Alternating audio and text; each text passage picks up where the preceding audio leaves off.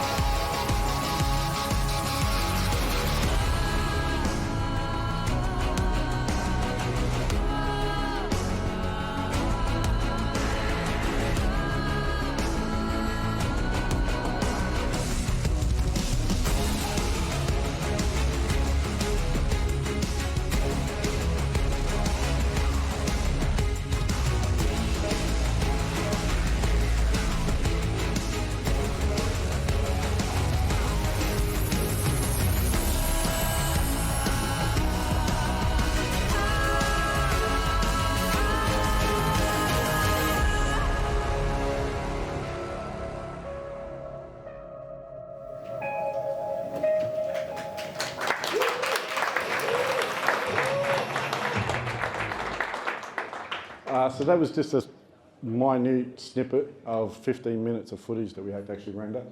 But we'll start at the start, October 2022. I'd only been here for, I think, a couple of months.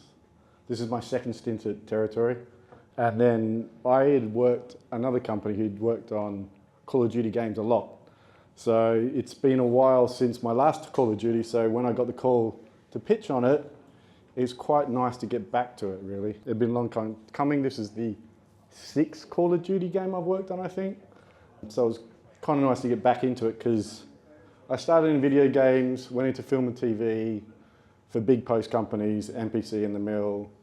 Got bored of advertising massively. Film stuff dried up. That's when the strikes happened and things like that. I just didn't enjoy advertising at all. Great company like the Mill, but just didn't enjoy it. And then David reached out and said, there's some things in the pipeline, would you like to come back? And I said no at first.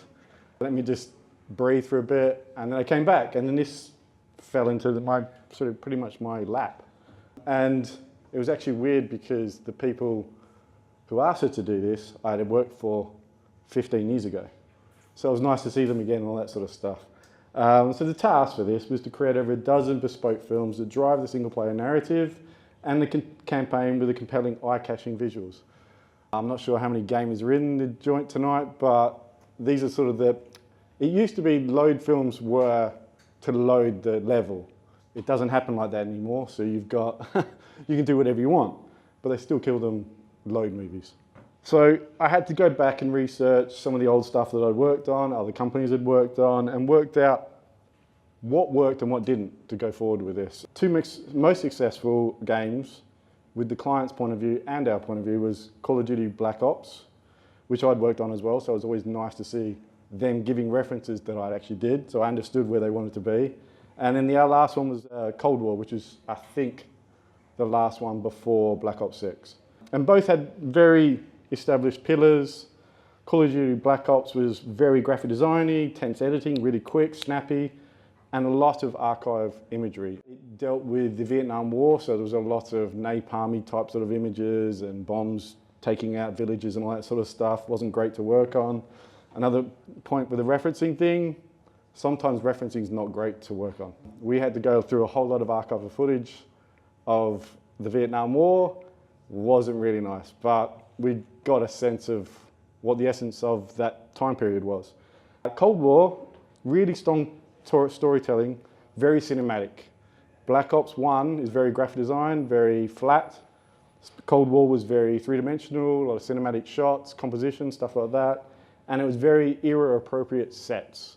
We had no props or anything in Black Ops, it was all about graphic sort of design sort of elements. So you can see from the left, archive footage, graphics at the top of it. Very simple. I'm trying to work out when we did that. At least 15 years ago. So very early After Effects, very early Cinema 4D, that sort of stuff. And there's Cold War on the right by a company called Spov. I used to work for a long time ago. Same with Nick somewhere. Where is he? A few other people, I think, in the room. So they did a great job, but it was they loved the look of it. But what happens with game designers, they don't like their cinematics to look better than the game. So they wanted to sort of join these two look and feels, which is great because I love this look and feel, and we've got some people in the company who do that really well. So we just needed to work out how to join them together. So type is a communication vehicle. I love typography. I've created numerous fonts. The job I'm working on now, I'm creating numerous fonts, other language fonts as well. So anything we can do that and bring it into any project, we always love to do it. But with this project, we used typography in a way that words can literally mean one thing when you read it, but in the context of the composition means something totally different. Especially for Black Ops, it's a really good metaphor to use because the characters may mean this thing to the viewer, but later on in the story, they change and they flip and all that sort of stuff. So we based a lot of the graphic design elements on that. The game is based in 1991. I know I see a lot of young faces here, so some old ones like me, so that's good. This period's from the late 80s, 88 to 94 time, that's the period. So you've got David Carson, you've got Ray Gunn, you've got Neville Brody, those type of people. And I won't say my age, but I just finished school and I went into this industry. When I first moved to London, I'm from Australia originally, I had an interview with Tomato. Does anyone know who those people are? Yeah, a couple nods, that's good. And they were massive industry sort of forward-thinking guys with this type of look and feel. They do a band called Underworld, that sort of that look and feel. A lot of record labels and magazines and things like that. So it was great to use this as a reference point and actually introduce this look and feel to a lot of the young designers here, because there was a lot of digital people here who love doing stuff on the computers, but I had to get them away and say, right, okay, let's start creating stuff by hands and things like that. And actually Dan, the creative director from Activision, loved that because he's an old school graphic designer as well. So he was like, yeah, just keep going with it. Let's see what we can do, what we can build. So we had come up with multiple themes for this series, and one was construction in reverse. So deconstructing an image or a set piece or a composition to its neutral elements. Get rid of the fluff, cutting all that sort of stuff away, and deconstructing the storytelling that we want to do going forward. So that meant creating our own elements, creating our own textures, creating our own text, getting the guys' hands dirty, things like that. There was two reasons for this. One, it brought a new skill to some of the designers, which is great. We're always trying to bring something new into the studio. But also there's another thing, Activision, big company. Big company means big lawsuits. So everything needs to be signed off by the legal department in everything we do. I think 2 or 3 Call of Duties ago, there was a big thing where they got sued for 180 million. I think it was a Humvee that was used in the game. Everyone thinks Humvee's a military vehicle. Well, it's not. It's owned by Humvee. Humvee called them up, said, why are you using our vehicle in the game? So ever since then, it's become a huge problem. And also, halfway through the project, Microsoft bought Activision.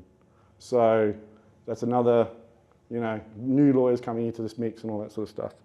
So it's a big problem, but we got over it, because usually the first thing you think with this sort of stuff is just buy stuff online. But the licensing with that, it's a huge problem. But I think in the end, it was a nice little journey for a lot of the guys, getting our hands dirty, using the photocopier, coming up with weird different ways.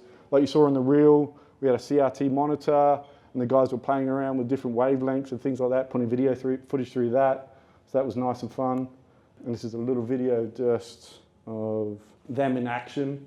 I don't think the guys had done this since art school, to be honest with you. It was good to get back at it. So that was that one. And this is just a instance of using those textures and then building them on in a digital aspect, using footage to distort them and displace them, depth.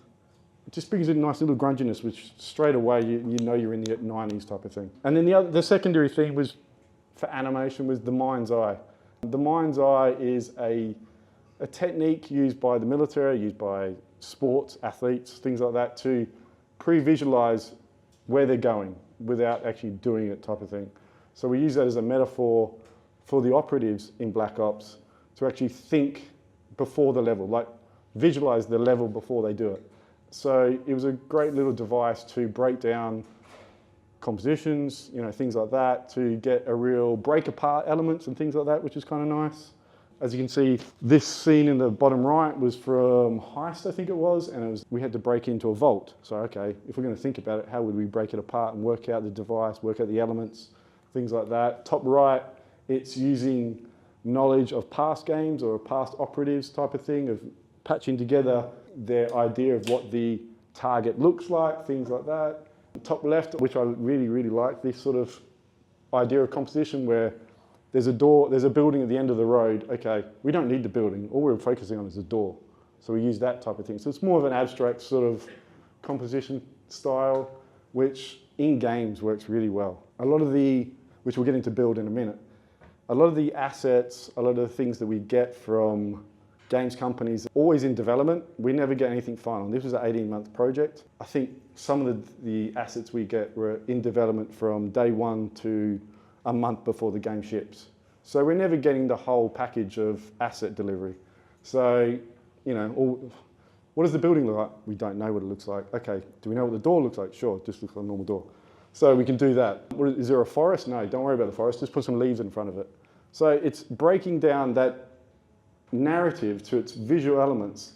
That it's a very filmic and TV sort of aspect to it as well, which games, there's a few games out there that do this sort of thing, like Alan Wake with the torch, which is sort of pointing to your narrative. They don't show you the whole scene as one.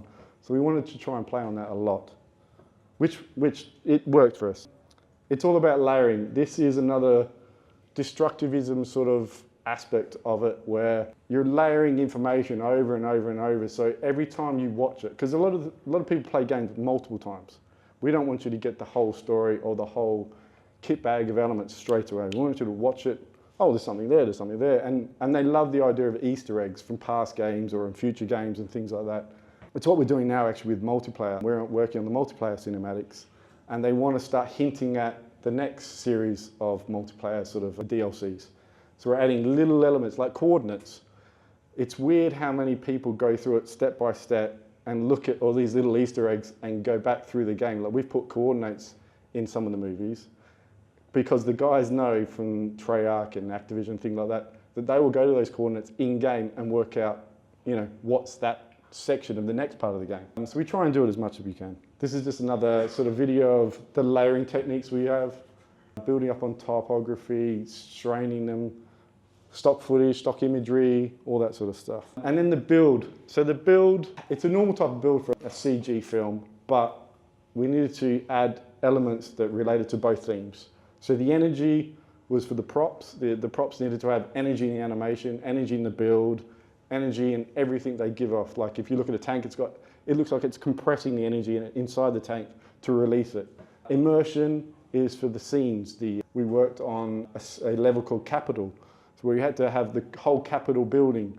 But why we need the whole Capitol building? We just had the floor, some of the arches and things like that, and some flags. So it's the immersing, getting that sort of the player in a position where they're about to jump in, because a lot of their load movies would jump straight into the action. There's no sort of soft sort of dive into it. It's jump straight into the action. So we want to immerse the player in that, but not give too much away as well.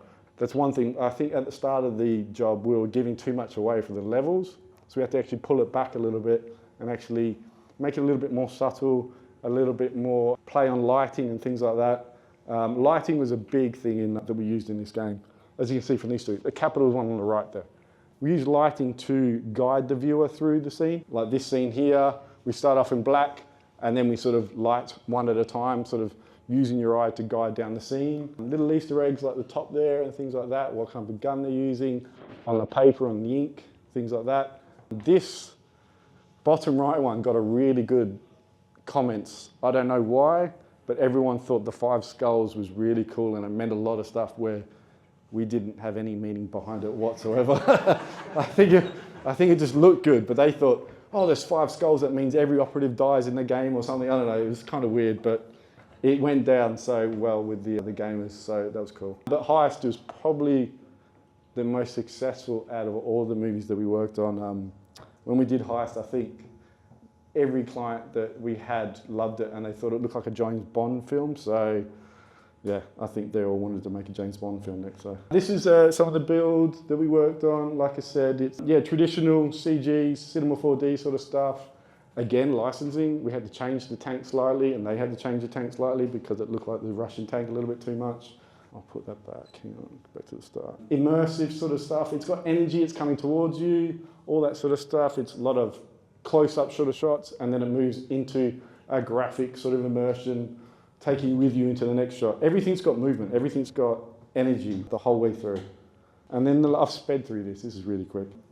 The last thing is the highlight of the whole job and as a whole between all of us, I think it was.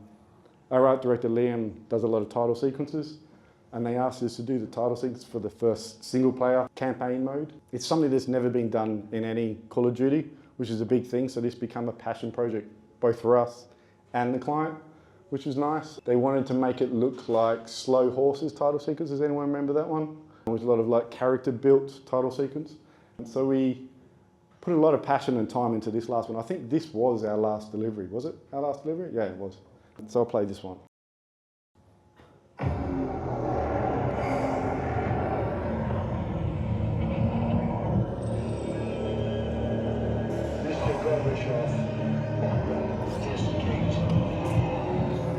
An entire class of U.S. Soviet nuclear missiles is eliminated.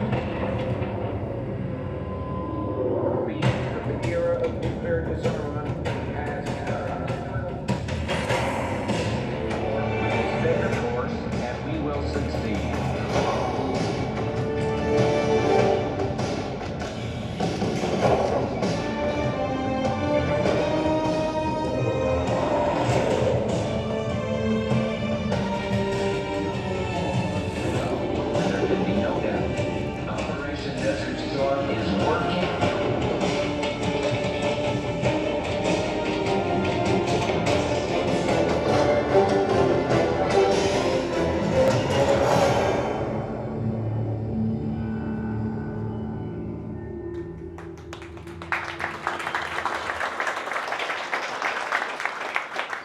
I'm just looking through my notes and I've missed heaps of stuff. But anyway, the last thing I wanted to say was, yeah, this was 2 years, I think, of our time. I've got the details here. It was 1 total sequence, 7 preloads, 5 safe houses, 3 mid-season movies, and so it was over 15 minutes of bespoke footage. It might not seem a lot, but 15 minutes of rendered animation, the other 15 minutes that you don't see, like Jacob's over there, he already knows about it because I think 3 of his movies didn't even make it. Because a thing with games, they do reviews every 6 months. I think at least 2 to 3 levels actually got cut. So a lot of our stuff didn't get used. But it's one of those things that might get used later and things like that. So it's just a games thing. I've known people who worked in games for 4 years from one game and then it gets canned in 3 months before it released. So at least this came out. But there's just one thing I want to say. I want to thank everyone who's worked on this, like the guys here. We've got Aaron, we've got Sam, we've got Pam, we've got Ted, we've got Jacob, we've got Nick, we've got Toby, we've got Ty, we've got Josh, we've got Francis, we've got Sophie, we've got Danny, we've got Marianne, Anais, Joy, and finally Liam and Harriet, which I was hoping Liam would be here, but he's not here, because I wanted him to actually do the talk, for getting the project to the end. I've been on it from the start to the end, but they're the guys that did all the work. I just came in and give a few notes. This is how we should do it. Being like the client on it, which is sometimes horrible, but we got to do it. But they did such a good job that Activision let us do what we wanted to do. They didn't have guidelines. They had guidelines at the start, but in the end, the best thing I could say is Dan, who's the head of Activision, the creative director of Activision, stopped coming to the meetings after 2 months because he didn't need to be there, which is a massive thing in itself, but also a show of how good these guys have done their job. So thank you guys. There we go. Yeah. All right, wicked. Well, fantastic little talk there. Do we have any questions for Ryan whilst he's still up here? I'm going to run around with the mic. Okay, hang on. so. Oh, we got another one? Yep. Yes. You went up? Hopefully that works. Hi, thank you. That was great. I was wondering when you were showing the distress type, Yep. like a bunch of sliders there. I'm just curious about what was Yeah, that was both the custom bits and pieces with some of the hand-drawn stuff that we did. But it was called, what was it called? Wrecked. Get wrecked. Get Wrecked. There's a little plugin that we found, me and Liam found early on. I think some guy built it himself, didn't he? Yeah, we found it online. It didn't have any licensing issues. So we used it, and it was very good too. It's sort of slightly traditional. It wasn't like an After Effects plugin, it was all done in Photoshop. So we could take our hand-drawn sort of textures, bring it into there and mesh things up, sort of thing. So most of the time while I'm sitting over there, I'm trying to look at modules and weird ways to do things, so I can just hand it off to those guys and do it. So that's another research thing. Just looking at people's work, looking at the Behance, Instagram, Twitter, socials, everything, meeting new people and going, I found this thing, you go and look at that sort of thing. We've got Dan Turner, one of our technical guys, is really good to sort of bounce ideas off with that sort of thing, and like we're building at the moment a generative art module for another job, so we don't have to do much work. I'm trying to cut as much fat from every job that I'm doing. I use Midjourney a lot for my pre-production sort of stuff, just because it's easy to get stuff out for the client straight away. You know what I mean? Like we're having a talk about something else, AI at the moment, and how it can be used and it can't be used.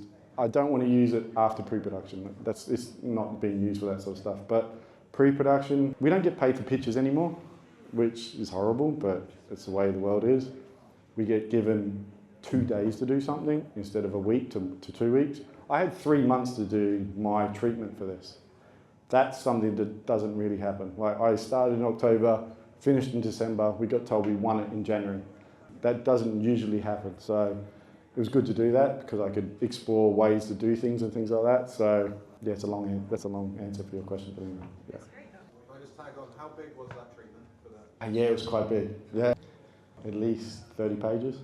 But I put I guess it's how long I've been. I've got a lot of reference material. Someone was talking about Pinterest before. I think I've got over 10,000 images on my Pinterest board, you know what I mean? So, but also I've got books, I've got this, I've got that. So yeah, it's quite a big breakdown. Yeah, a lot of ideology, a lot of methodology, all that sort of stuff of what we've done in the past and how we should actually change it going forward and things like that. So yeah, and they appreciated that, so it was nice. Sometimes you shouldn't do 30 pages. Sometimes it should be 5 pages directly straight to it, the point, the idea, that type of thing. But if you do something that's 30 pages, always present in person or, with them. Don't give it to them and then take it away. You need to sit there and go through it. Otherwise they'll just, this is too long, why the hell am I reading it? You're reading it because of this. Yeah, or you lose them. Yeah, so. And you move on. Just a quick one. How many times did you play through the game? Yeah, I used to sit and there was a game dev computer next to me. It didn't work for a while, which sucked, but yeah, I get motion sickness playing it now, so I can't. But I've gotten to an age where I'm too old. But I've played every single Call of Duty for it, so I sort of know what's going on. But yeah, I had to requesting the dev kit was a bit hard this time. They don't like it. Back in Black Ops 2, Modern Warfare, you'd get a little box like that, and everything's plugged into it. And you just, every couple of days, you'd download the new levels, and you'd play it. Where this was all online, so you had to go through a whole lot of malarkey to get things working and things like that. But it helps early on, but then after a while we sort of didn't need it. We got the look down, we got what we wanted to do, yeah, so it didn't really matter. But yeah, I always request all that sort of stuff if we need to, yeah. Anyone else? What is the whole process behind making sure something is licensed? Like do you build stuff and then see if it's licensed, if you can use it or not? No, you have to do it way before you do it and get into any of that, yeah. And that's why we have coordinators. Yeah, we have a big spreadsheet, which I don't look at, but you have all the assets lined across it, all that sort of stuff. Yeah, we got in trouble early on with this because we started building it, and then all the textures, where are the textures from? Some are from here, some are from here, so we have to redo them all. Yeah, it can keep troublesome, so you need to be on it from day one. But again, it's one of those things, sometimes you just get steamrolled into creative process, you don't care about that. And you don't want to care about it, but that's why you have producers, coordinators, and things on your tab all the time. And it comes from experience as well, you know.